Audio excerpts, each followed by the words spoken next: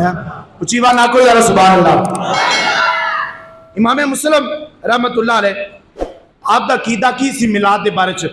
आओ आका करीम सल्लल्लाहु तआला अलैहि वसल्लम दी विलादत दी खुशी और आका करीम सल्लल्लाहु तआला अलैहि वसल्लम दे बारे च इमाम मुस्लिम इरशाद फरमाते ने बंदे दा बंदे रहे सरकार खुद भी आपदा मिलाद मनाते सन। ऐसी तस्वीर है असी तो सरकार दे गुलाम आओ सरकार खुद आपदा मिलाद मनाते सन। किवें मनाते सन? किताब उस्सियाम यानी के रोज़ियां दा बयान मुस्लिम शरीफ जिसमें बार क्या किताब उस्सियाम रोज़ा दा बयान इरशाद फरमाया काला वसूइला अन सौमी यौमल इस्नैनी। सरकार सल्लल्लाहु अलैहि वसल्लम की आदत मुबारक सी कि सरकार जो है ना अक्सर सोमवार वाले दिन रोज़ा रखते सन। यौमल इस्नैनी सोमवार का रोज़ा सरकार रखते सन। और जो सरकार सल्लल्लाहु अलैहि वसल्लम सरकार दा रोज़ा रखते सन सोमवार का किसी साहबी ने अर्ज की थी काला ज़ाका यौमा वलिदतु फीही व यौमा बुइस्तु फीही। सरकार सल्लल्लाहु अलैहि वसल्लम को एक साहबी ने आकर अर्ज की थी या रसूल अल्लाह तुसी सोमवार वाले दिन का रोज़ा जरूर रख दईए तो सानू भी इरशाद फरमाओ कि कदी कदी तुसी यौमे अशूरा का रोज़ा छड़ देंगे और तुसी कह दईए कि रखना हो तो रख लो नहीं रखना हो तो ना रखो। और मुहर्रम का रोज़ा रखना हो रख लो नहीं रखना ना रखो। लेकिन कदी भी तुसी सोमवार का रोज़ा नहीं छड्डिया या रसूल अल्लाह वसल्लम इहदे विच की हिकमत है? आका करीम सल्लल्लाहु तआला अलैहि वसल्लम दी अजमत तो कुर्बान जाइए और उन्होंने वास्ते एक बेहतरीन एक कैप्सूल मैं तैयार किया है कि जेडे कहते हैं कि सरकार की विलादत की खुशी मनाना हराम है, मिलाद मनाना हराम है, झंडे लहराना हराम है, घर के साउंड सिस्टम ला के सरकार दियां नाता पढ़ना और सरकार की आमद के चर्चे करना हराम है। बेहतरीन सबूत है। आका करीम सल्लल्लाहु अलैहि वसल्लम को पूछा गया या रसूल अल्लाह तू सोमवार का रोज़ा जरूर रख दईए। सरकार ने इरशाद फरमाया यौमुन वलिदतु फीही इस दिन मैं रोज़ा ता रखना रब ताला ने इस दिन मुहम्मद को पैदा फरमाया। तो मतलब है कि सरकार का आदि खुशी आता मना दे पे उनको ये एतराज ना करे भी रोज़ा जड़ा है वो गमी के मौके पर रखा जाता ना। पुराने बुजुर्ग जानते ने कि जो छोटा बच्चा पहली बार रोज़ा रखता सी पिछले जमाने के अंदर तो सारे किवें खुशी मनाते सन कि साडे बाल ने अज रोज़ा रखे। तो मतलब रोज़ा खुशी के मौके पर रखा जाता है। हुज़ूर सल्लल्लाहु तआला अलैहि वसल्लम ने इरशाद फरमाया कि इस दिन मैं रोज़ा ता रखना फरमाया यौमुन वलिदतु फीही रब ताला ने पीर वाले दिन मैंने पैदा फरमाया। अगर तुम सुभान अल्लाह आखो तो मैं इस चीज़ की वजाहत कर दिया कि रब ताला ने आपदे महबूब नू पीर वाले दिन ही क्यों पैदा फरमाया। जीवा ना आखो यार सुभान अल्लाह। गल क्लियर हो गई।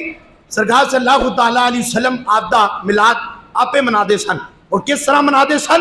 पीर वाले दिन का रोज़ा रख के। और फिर सरकार ने वजाहत भी दी थी कि वलिदतु फीही इस दिन मैं पैदा किया गया इस गलो मैं इस दिन रोज़ा रखना। जरा उच्ची बात ना आखो सुभान अल्लाह। आका करीम सल्लल्लाहु अलैहि वसल्लम नू पीर वाले दिन क्यों पैदा किया गया इस चीज़ की मैं पहले वजाहत की है। जिन्होंने सुन लिए वो भी जरा सुभान अल्लाह आखन, जिन्होंने पहली बार पता चलना भी सुभान अल्लाह आखन। आका करीम सल्लल्लाहु अलैहि वसल्लम नू पीर वाले दिन पैदा किया गया। हफ्ते वाला दिन जो है ना ये यहूदियों वास्ते खास दिन सी। जो सरकार की विलादत हुई उस जमाना के अंदर यहूदी आपकी इबादत हफ्ते वाले दिन करते हैं और हाले तक करते हैं। हफ्ते वाला दिन यहूदियों वास्ते खास है। जेडे ईसाई ने ये एतवार वाले दिन इनकी इबादत करते हैं जिवें आप जुम्मा पे पढ़ने इस तरह उन्होंने गिरजा करते रश होंगे जुमे वाले दिन और जुमे वाले दिन उन्होंने इबादत खाने उन्हें च रौनक होंगी है। क्यों एतवार वाले दिन कि एतवार वाले दिन उन्होंने वास्ते खास किया गया। इस तरह सोमवार को छड़ दो मंगल आ गया। मंगल वाले दिन रब ताला ने तमाम तर बुराइयां नाजल फरमाइया तमाम तर मुसीबत परेशानियां कदों नाजल फरमाइया मंगल वाले दिन। और जिन्नियां नेकियां सन भलाइयां सन चंगे काम सन सारे दे सारे रब ने नाजल फरमाए बुध वाले दिन। कदों फरमाए? ए सारे दिन की लिस्ट याद रखनी है, ध्यान अगे पिछे नहीं करना ताकि तुहानू पता चले। जुम्मे वाले दिन और हफ्ते वाले दिन यहूदियों का खास हो गया, एतवार वाला दिन ईसाइयों का खास हो गया, मंगल वाला दिन बुराइयां वास्ते खास हो गया और बुध वाला दिन नेकियां वास्ते खास हो गया। जो जुमेरात आवे तो इरशाद फरमाया जुमेरात का दिन होए कि जिस दिन रब ताला ने सारे फरिश्तियां को पैदा करवाया। सारे फरिश्ते कदों पैदा है? जुमेरात वाले दिन। पिछले भी बोलो कदों पैदा है? जुमेरात वाले दिन सारे फरिश्ते पैदा है। और इरशाद फरमाया बाकी दिन बच गया जुमा। जुमा वो दिन है कि जिस दिन रब ताला ने बाबे आदम को पैदा करवाया। जुमा वो दिन है कि जिस दिन हजरत आदम इस दुनिया तो तशरीफ लैके गए।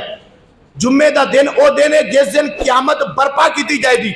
जुम्मे वाले दिन ही सूर फूकिया जाएगा। जुम्मे वाले दिन ही महशर दा मैदान कायम किया जाएगा। मिजाने अमल हर चीज का हिसाबो किताब जुम्मे वाले दिन लिया जाएगा। तो मतलब जुम्मे वाले दिन इन्होंने दिनों वास्ते खास हो गया। हुन फिर दोबारा एक बार सुन लो, आखिरी बार।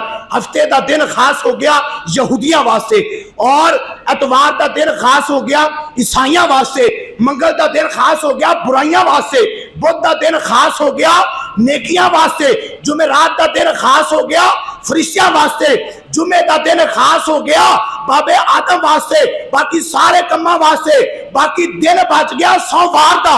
सोमवार हाथ जोड़ के रब दी बारगाह चरस करता है, मौला एतवार भी खास हो गया, मंगल भी खास हो गया, बुध भी खास हो गया, जुमेरात भी खास हो गई, जुमा भी खास हो गया, हफ्ता भी खास हो गया, मैनू भी किसी नाल खास कर दे ना।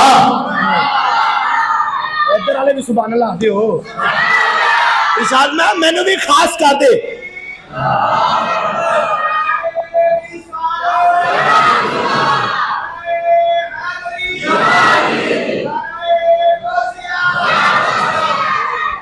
तो इरशाद फरमाया सारा दिन खास हो गया। हुन गल इधर तवज्जो करनी है। सारा दिन खास हो गया, बाकी बच गया सोमवार का दिन। सोमवार का दिन हाथ जोड़ के अर्ज करता मौला मैनू भी किसी नाल खास कर दे। रब ने इरशाद फरमाया एतवार भी खास किया, मंगल बुध जुमेरात जुमा हफ्ता भी खास किया। तेनू मैं यह खास करा था कि तेरे जिस दिन आवेगा उस दिन मैं भेजा था आपका महबूब, और उस दिन बनावा था सारे जिलों का पीर।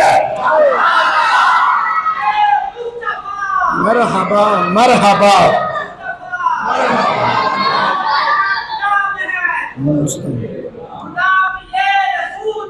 मौत भी कबूल है, जिंदगी फजूल है। तो इस दिन रब ताला ने पीर बना दिता है।